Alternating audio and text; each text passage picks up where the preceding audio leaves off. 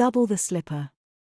The summer between 9th and 10th grade, we went as a family, Mom, Dad, me and my younger sister and 2 younger brothers, to Scotland to visit my grandmother, my dad's mother. We flew to Scotland in July and stayed for the month with my grandmother.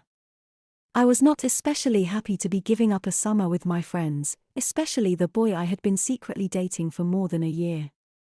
I was, to put it charitably, often sullen for much of the trip, to the point where I was warned more than once by Mom that I was this close to having my attitude adjusted.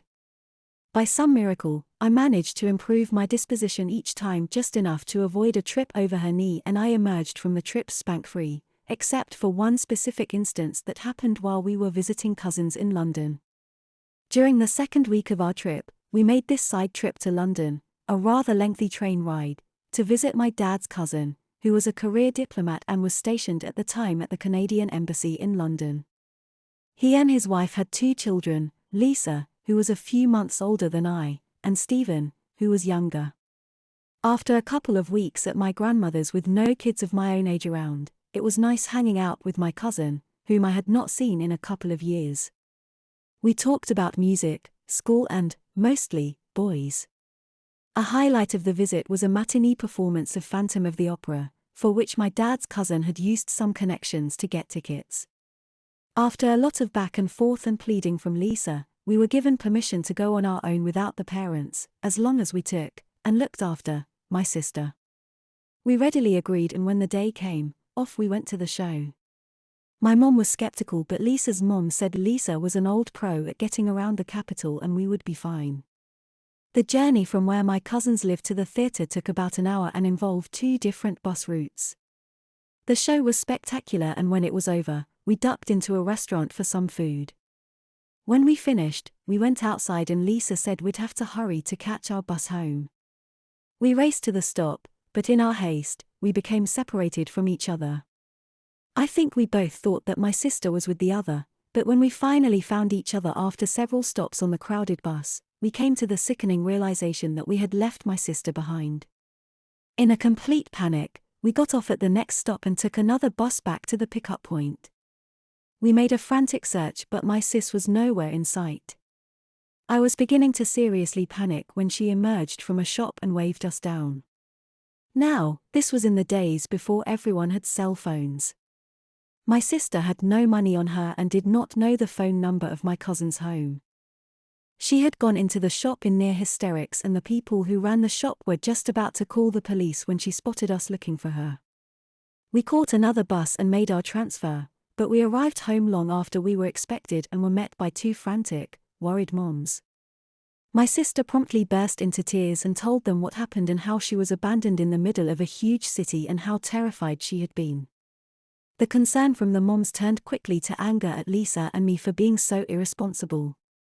Lisa's mom also was furious at her for not calling to let them know what was going on. After spending some time consoling my sister and sending her off to watch TV, they turned their attention back to us. "We're going to finish this conversation upstairs in my room," Lisa's mom said. I saw a look flash across Lisa's face that told me the conversation was going to be very one-sided. I knew from previous conversations with Lisa that her parents both spanked them, her dad with a belt and her mom with a wooden spoon or a slipper. We trudged up the stairs to the 3rd floor, where Lisa's parents' bedroom was, our mother's close behind. It was a large master suite with a sitting area. Lisa's mom disappeared into a walk-in closet and reappeared with a man's slipper in each hand, both featuring a fairly thick and firm rubber sole. I saw Lisa flinch when she saw the slipper. Unlike the spankings Mom gave at our house, there was less procedure with Lisa's mom. She sat on an overstuffed hassock and my mom took residence in an armless occasional chair that she pulled to the center of the room. Both Lisa and I were wearing dress shorts and button-down blouses. We had lost our sneakers entering the house but had crew socks on. Lisa's mom waved the slipper at her. My mother chimed in. "You will be getting the same as well, Missy." I hated when she called me that because the only time she ever referenced me in that way was when my rear end was about to be tanned. Her mom gave us a proper telling off, citing how irresponsible we had been, how much they had worried us and compounded our misjudgments by not calling them. She had been raised in Canada by upper-middle-class English parents and came across as very formal and matriarchal. As she upbraided us, my mom would occasionally interject with her own admonishments, including how she only agreed to let us go because she thought I could be trusted to watch my sister. By the standards at my own house, this was an exceptionally lengthy lecture. It probably went on for 10 minutes, an excruciatingly long time to be standing on full display. Finally, the lecture wrapped up, and with a signal of slipper pointing to laps, we each bent over our respective mom's knees. The way they were angled, our heads were only a couple of feet apart and we could look up and see the face of the other naughty girl. Again, Lisa's mom took the lead and began vigorously applying the slipper to Lisa's upturned bottom. My mom followed suit, and soon the room was filled with the sounds of leather smacking bottoms and yelps.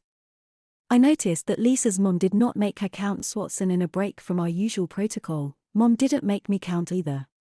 She also did not spank in her usual group of 12 swats. I don't know how many I got, but I would estimate it was well past 60, and she painted every inch of my bum, top and bottom, and the tops of my thighs with the slipper. I could see Lisa's legs occasionally scissor kick, and I know I was squirming and bucking myself toward the end, letting out the occasional yelp as the slipper met the tops of my thighs. I am not sure of the duration, but it was probably a good sound 3 minutes we spent over our mom's knees, and it was one of the lengthiest spankings I remember getting. When we were finally told we could stand up, we each hopped up and down and rubbed our stinging bottoms, no longer concerned about modesty or embarrassment. When we had calmed down some, my mom took the lead, pointed to an empty corner and told me to go park my nose in it. Lisa's mom said, "I think that is an excellent idea, you can think about what you should have done." She dispatched Lisa to a space between her vanity and dresser. I'm not sure how long our exile lasted, but eventually my mom came back up and told us get down for dinner. The only saving grace is that my brothers and Lisa's brother were out with their dads and didn't know what had happened. We also had to apologize to my sister, who seemed to take glee in the comeuppance we had received.